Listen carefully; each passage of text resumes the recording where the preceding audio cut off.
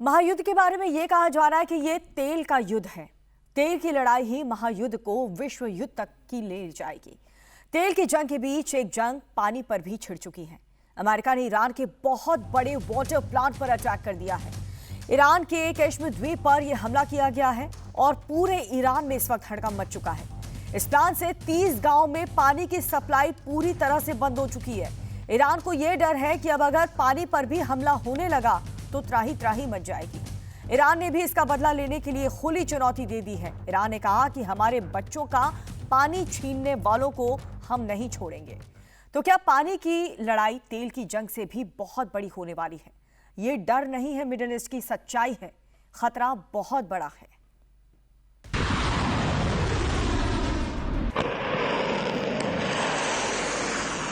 डर सबको लगता है, गला सबका सूखता है। ईरान वॉर में इस वक्त अरब का, कुवैत का, कतर का, ओमान का, यूएई का, मिडिल ईस्ट के जो देश अमेरिका के साथ खड़े हैं, उन सब का गला सूख रहा है।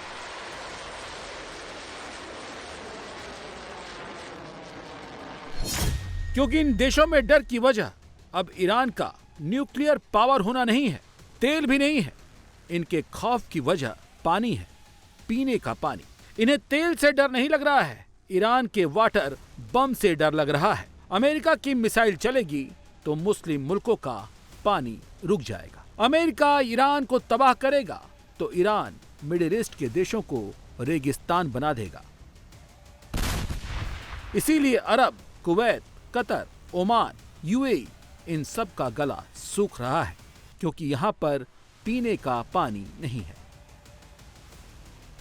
ईरान वार में कूदे इन मुस्लिम मुल्कों को जरूरत के हिसाब से 100% शुद्ध पानी चाहिए, और ये सब अपनी जरूरत का पानी या तो नेचुरल सोर्सेस से लेते हैं या फिर डिसैलिनेशन से लेते हैं। डिसैलिनेशन यानी समंदर के पानी को पीने का पानी बनाते हैं, फिर इसकी सप्लाई करते हैं। इनकी फिक्र इसलिए बढ़ गई है क्योंकि इन्हें अब डर है, युद्ध बढ़ा तो ईरान इनके बड़े बड़े डिसैलिनेशन प्लांट यानी समंदर के पानी को पीने का पानी बनाने वाले प्लांट को उड़ा सकता है।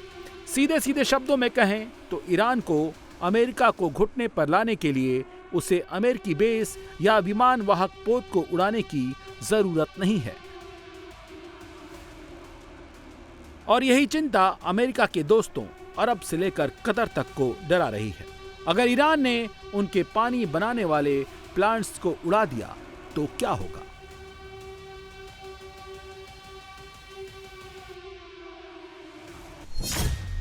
ये फिक्र की बात क्यों है?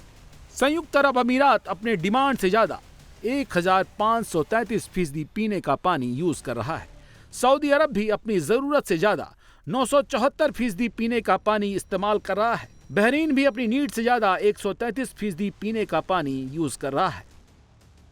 ये आंकड़े चौंकाने वाले हैं, और ये अपने पानी की जरूरत को ज्यादातर डिसैलिनेशन प्लांट यानी समंदर के पानी को शुद्ध करके पूरा करते हैं।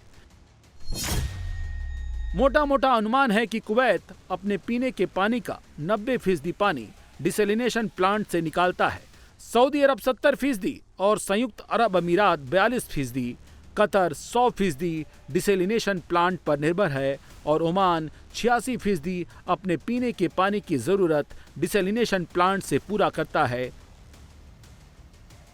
इन देशों में कोई पानी का नेचुरल सोर्स नहीं है, न कोई नदी है, बारिश भी नाम मात्र की होती है।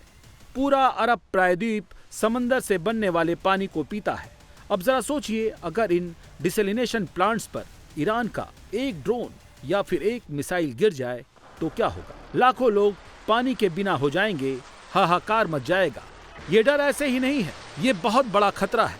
खतरे तो कई हैं, लेकिन एक रियाद के सैंपल से ईरान के वाटर बम के खतरे का अंदाजा लगा सकते हैं।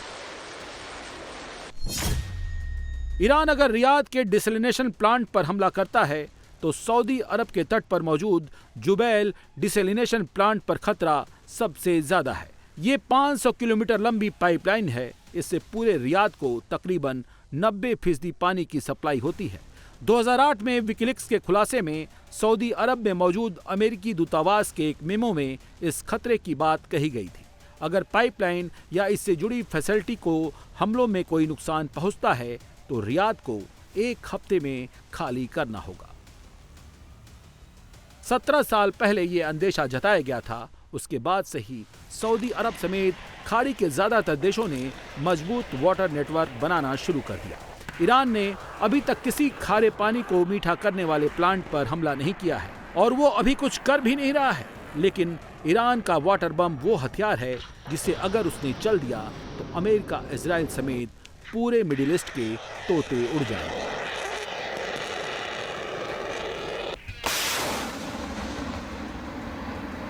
क्योंकि ईरान पर जिस तरह से अमेरिका हमले कर रहा है, जिस तरह से उसे तबाह करने की बातें कर रहा है और जैसे उसने ईरान की नौसेना को करीब करीब खत्म कर दिया है, एयरफोर्स को भी अमेरिका ने जैसे कमजोर कर दिया है, ईरान के सुप्रीम लीडर को मार दिया गया है, मिसाइल लॉन्चरों के खत्म होने से 70% ईरान की अटैकिंग पावर कम हो गई है। ऐसे में ईरान पानी के प्लांट्स को तबाह कर बड़ी चोट पहुंचा सकता है। चुनौती ये बड़ी क्यों है उसे भी समझ लीजिए। तेल से पैसा कमाया जा सकता है लेकिन जिंदगी नहीं। तेल पी नहीं सकते, जीने के लिए पानी की जरूरत होती है। होर्मुज के अलावा तेल सड़क या किसी और रास्ते से जा सकता है। जरूरत के गैस की भी भरपाई की जा सकती है, लेकिन अरब के रेगिस्तान में पानी कहां से आएगा? ईरान ने इसी कमजोरी को अपना सबसे बड़ा हथियार बना लिया है। ईरान के दुश्मन मुस्लिम मुल्कों ने वाटर क्राइसिस के लिए वाटर पाइपलाइन भले ही बिछा दी हैं, लेकिन इसकी सिक्योरिटी पर वो काम नहीं कर पाए। सिक्योरिटी ऐसी नहीं है कि ईरान की मिसाइलों से बचा लें, क्योंकि ईरान को ठीक ठाक पता है कि उनके दुश्मन देशों के डिसैलिनेशन प्लांट कहां कहां पर है। कुवैत का Al Zour desalination plant 1.5 lakh million cubic metre प्रतिदिन साफ पानी बनाता है।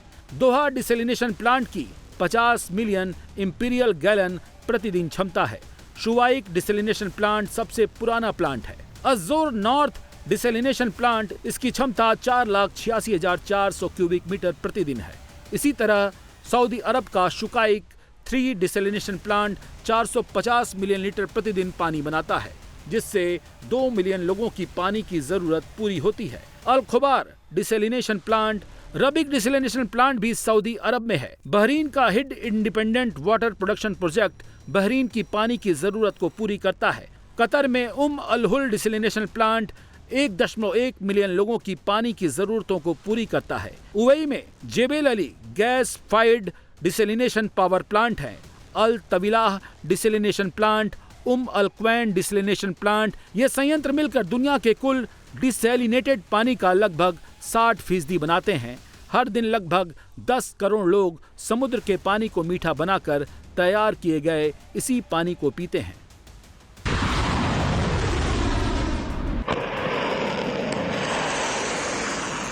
ये सब ईरान के ड्रोन और मिसाइल के टारगेट पर है। अगर ईरान ने इन पर अटैक कर दिया तो मिडिल ईस्ट के लोग बिना पानी के मर जाएंगे। ये कोई अटकल नहीं है। ईरान ने अपने हमलों में इसका संकेत भी दे दिया है। उनके मिसाइल और ड्रोन इन वाटर प्लांट पर भी जा सकते हैं।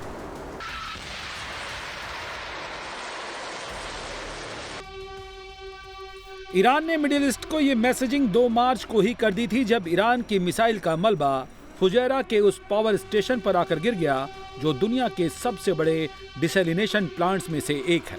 फुजैरा पावर स्टेशन इसी प्लांट को बिजली देने का काम करता है। इस हमले के दौरान इंटरसेप्टर के टुकड़े कुवैत के Doha West power and water desalination complex तक भी पहुंच गए थे, जिसकी वजह से वहां आग लग गई थी।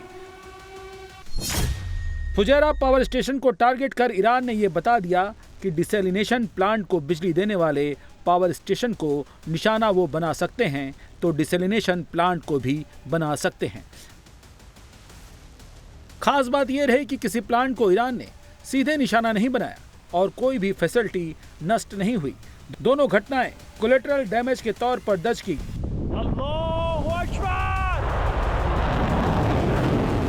सवाल तो यह है कि अगर सच में प्लांट तबाह हो जाता तो क्या मंजर होता। ईरान ने इस हमले से यह बताया है और मिडिल ईस्ट के देशों को चेताया भी है कि ज्यादा हमला होगा तो तुम्हारे डिसैलिनेशन प्लांट को नहीं छोड़ेंगे। यह झटका दुनिया के मेजर देशों में जियोपॉलिटिकल एस्केलेशन को बढ़ावा देगा।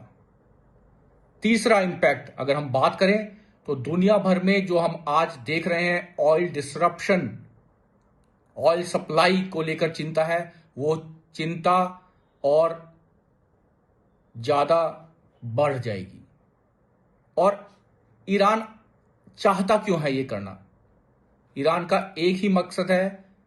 अगर हम आज देखें तो यह लड़ाई हवा और पानी के जरिए लड़ी जा रही है, जहां की ईरान कमजोर है। ईरान अच्छे से जानता है कि ईरान की टेरेन और उसकी ज्योग्राफी, अगर बूट्स ऑन ग्राउंड्स की ये लड़ाई छिड़ती है, वहां तक पहुंचती है, तो ईरान को क्लियर एडवांटेज मिलेगा और ईरान यही चाहता है। बिना पानी के तुम्हारी आवाम को मार देंगे। फुजैरा पावर स्टेशन पर ईरान के हमले के पीछे असल मकसद डिसैलिनेशन प्लांट को लेकर इन देशों में डर पैदा करना था, क्योंकि जितने डिसैलिनेशन प्लांट हैं ये सभी भारी बिजली पर चलते हैं।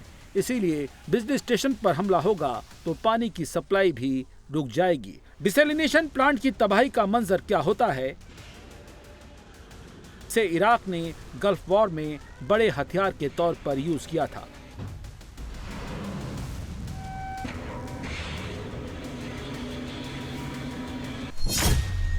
उन्नीस के गल्फ वॉर में इराक ने कुवैत के डिसैलिनेशन प्लांट्स के समुद्री पानी के इंटेक में कच्चा तेल छोड़ दिया, जिससे कुवैत में पानी की सप्लाई रुक गई। कुवैत को इमरजेंसी में 750 पानी के टैंकर आयात करने पड़े और हालात को सामान्य होने में कई साल लग गए। ईरान जानता है कि अमेरिका के दोस्तों का पानी रोककर वो कर सकता है जो मिसाइल बम नहीं कर सकते। पानी की कमी होने का मतलब इन देशों में क्या है, उसको लेकर पैसिफिक इंस्टीट्यूट की वाटर कॉन्फ्लिक्ट क्रोनोलॉजी की एक रिपोर्ट है, जो वाटर क्राइसिस से जुड़ी हिंसा पर दुनिया की सबसे ऑथेंटिक ओपन सोर्स डेटाबेस है।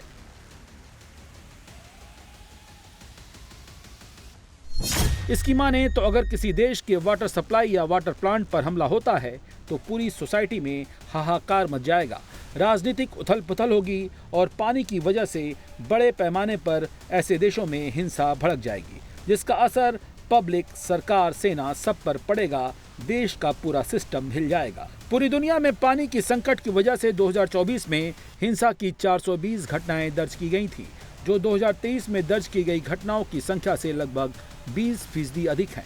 2022 और 2023 में पानी की वजह से हुई हिंसा में 70% और 50% की भारी वृद्धि देखी गई थी।